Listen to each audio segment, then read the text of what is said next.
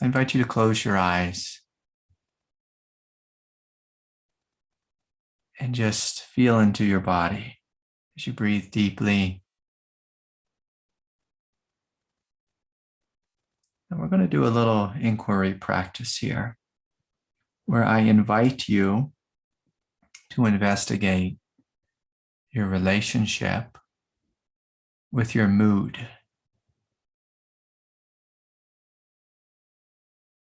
And so as you take a deep breath and you step into a place of mindfulness, awareness, connecting to the compassionate nature of your heart,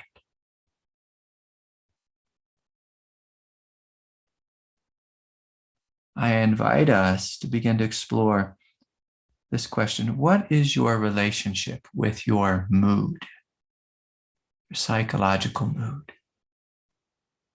Does your mood rule you? Or do you have power and autonomy within yourself and over your mood? So if you reflect on this day, if you reflect on this week, this month, on your life, does your mood rule you? Or do you, the spiritual you, have autonomy, dominion over your mood? And I invite you to be non-judgmental and just see what comes forward. See what comes forward in your inner experience. And if you, like most people, are actually ruled by your mood or enslaved by your mood, I invite you just to see if you can step back a little further into your power. And from a place of clarity, just gently asking yourself, what needs to change here? What could be different? Where could I have more mindfulness or more a sense of empowerment in relationship to my mood? And mood is often like an emotional swing from one place to another. It sticks around for a while, and then sometimes it's as simple as the moon changes and our mood changes. And we don't want the moon to have power over our mood.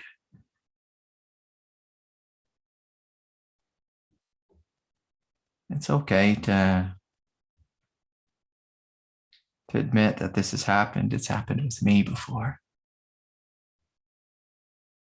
And so whatever it is in your life, you look at whatever it is, whether it's life circumstances, whether it's finance, whether it's low blood sugar, pain and trauma from the past. If we want to be free, we have to be greater than the movements of our mood.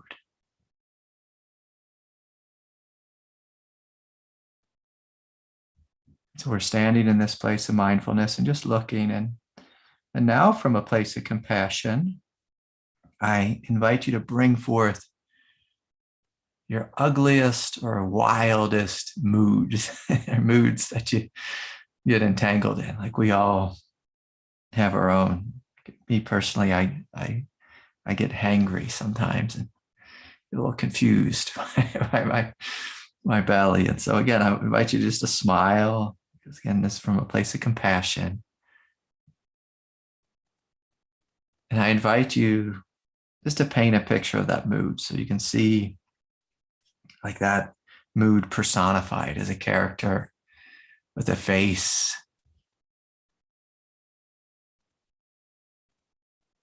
And they're whatever, it's a grumpy face or the hangry face or the super sad face. Sometimes it's the eternally falling apart. Everything is wrong. Sometimes it's the why me. Sometimes the mood is I'm the best. Some people suffer from that one. And just to see that mood seated before you. And again, like we are not here to judge. We are spiritual beings. And so when you look at this mood from a place of compassion and love, and you see the pain that that one is in, the one with the mood, you're just asking them in a loving way, like, what do you need? Making this real sweet with your speech, like, sweetie, what do you need? Or, buddy, what do you need? Or, hey, mister, hey, miss, hey, you, what do you need? What do you need? And sometimes the mood wants to scream. Sometimes it wants to fall apart on the floor and just be held. Sometimes it wants to tell everyone to screw off or something.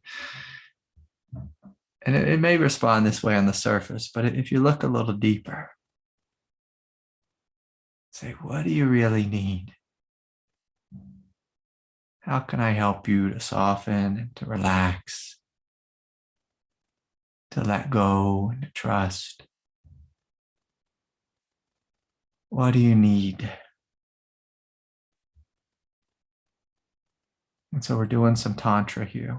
We're listening to the thing that's struggling. We're listening for its intelligence to come forward.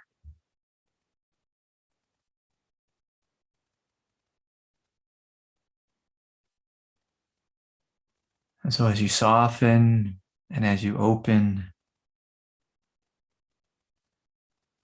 and you hear the intelligence, I invite you just to imagine like you are like a spiritual,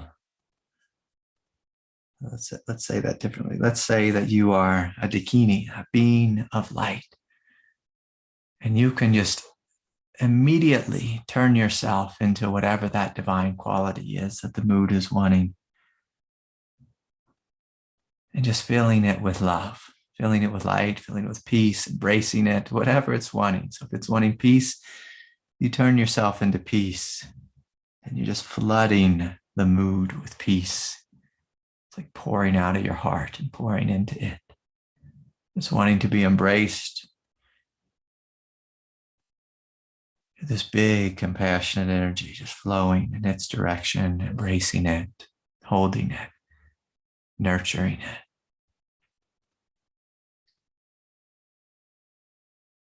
Whatever it's calling for, whatever spiritual quality, I invite you to melt in your heart, to transmit that, flood that mood with this light. With this light.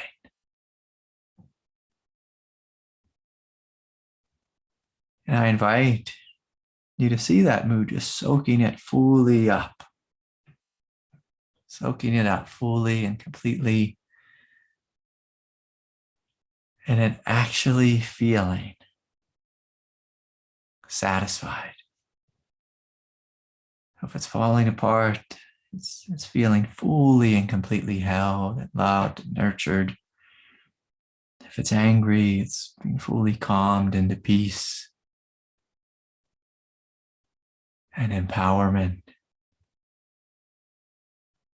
And really just playing with this, just inviting that part of you to be fully satiated. And now, if you look again at that character, I invite you to see how they changed. Do they still have that angry look on their face, falling apart? Victim look? Or is there a different look there? like a sense of strength or power, maybe just a little smile. Maybe they're just a little bit brighter or a heck of a lot brighter. Maybe there's even like a brilliant, beautiful child, or like a vision of an immaculate Mary, just so beautiful and pure and beaming with light.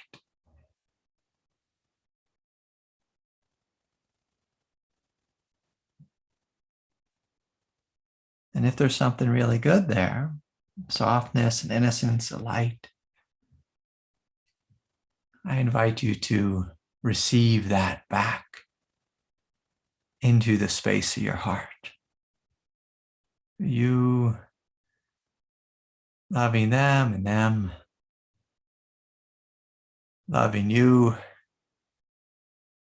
And as you really open, you see, this is you. This is you. Their glory is your glory. Their divinity is your divinity. Your divinity is their divinity.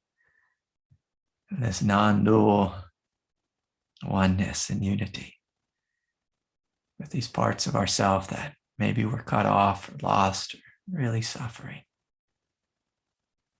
for far too long. Far too long. Okay.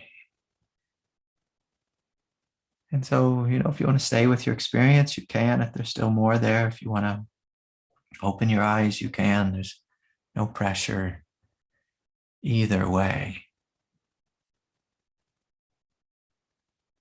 But a long time ago, I used to do fasts, and basically I would do like a master cleanse, and the way I would do it is you just drink water and a little bit of lemon juice and cayenne and a little bit of maple syrup, and you just drink that all day long for 1 day or 2 days or 3 days, and out of the that old saying in the US we say is, out of the woodwork came all these demons, these hangry demons, these angry demons, these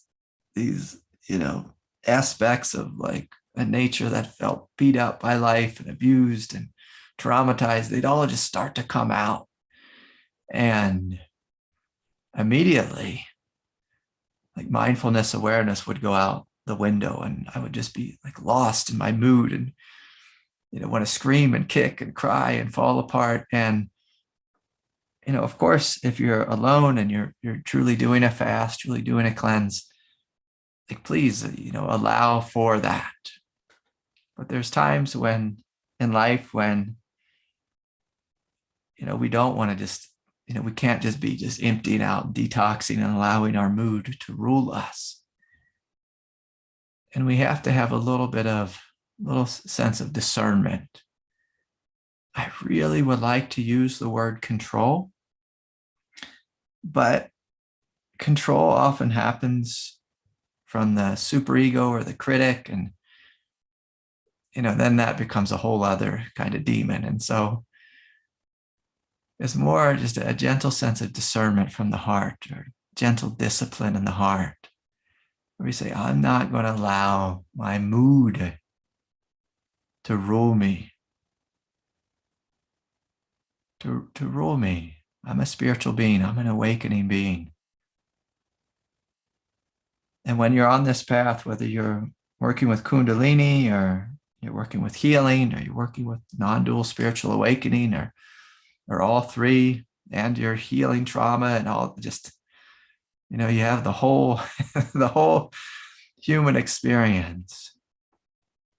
It's important for us to speak every now and then about our relationship with our mood, to allow it to rule us. I've had so many moods over the years that have ruled me. I mean, the funniest one to me is the moon.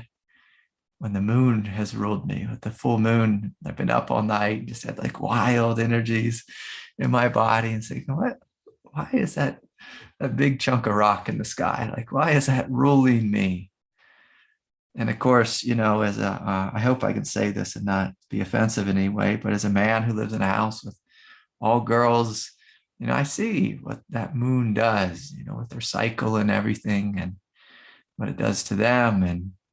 And in a sense, it's a beautiful reflection of the interconnectedness of life, like how we are connected to nature. Again, myself included.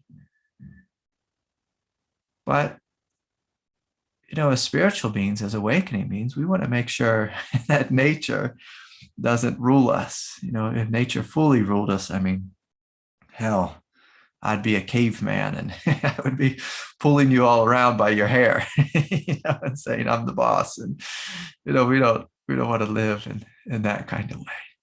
In that kind of way. And so it's important when we look at the question of discernment, when we look at the question of control and discipline and mindfulness, to make sure it's arising out of the heart. Because with the heart, there's a kindness and a compassion that we have to our humanity.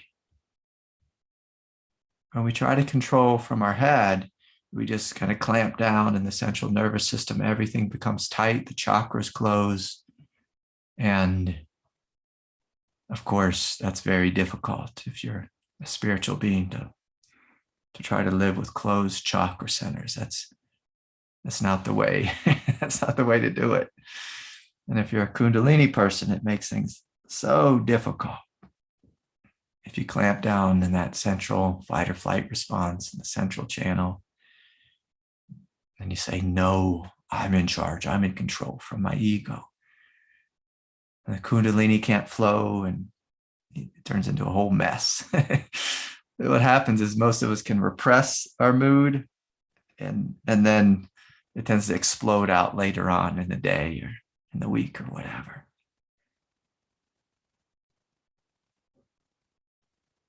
And so when we work with mood, we want to have a gentle discipline with it from the heart. And the discipline is more like, I know who and what I am. Like, I'm the one who's awake here. And I'm going to guide the ship. The compassionate one, the one who sees clearly, the one who's a Buddha.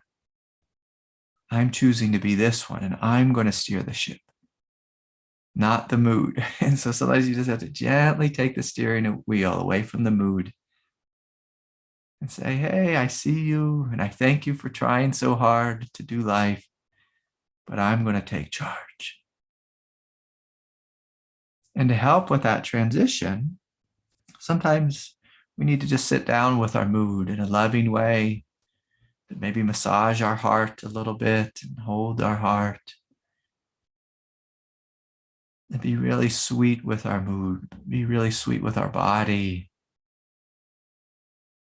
with our biological nature, with our psychological nature, and say, sweetie, I love you, and it's okay. It's okay. And you don't have to do everything. You can lay down and rest. And sometimes it can be helpful even to take it a step further and really listen to what that mood is wanting. And then after you hear what it wants, then you ask, what do you actually need? Like, what do you really need? Because normally the surface level want of the mood is like, I want to kill someone, rip someone's head off, or I want to fill my mouth with cake or something, something silly. And so then we ask like a little deeper, like, what do you really need? So it comes from this place of love, a place of love. And you see, I don't know if you heard my little dog out there. He saw a dog walk by outside. So he's having his mood right now. And I work with him every day to see if he can calm down his biological nature, not feel like he has to attack everyone who walks by. And so we can smile at this experience of being human, of being an animal, and being divine. And being divine. Because that little fella out there who's barking so much, he's a divine being. Like, he's my little buddy. He's a little angel stuck in a dog body. And we're angels too, just stuck in a human body. Sometimes it feels like a caveman body, a cave person body. So anyways. Okay. Well, so nice to be with you all.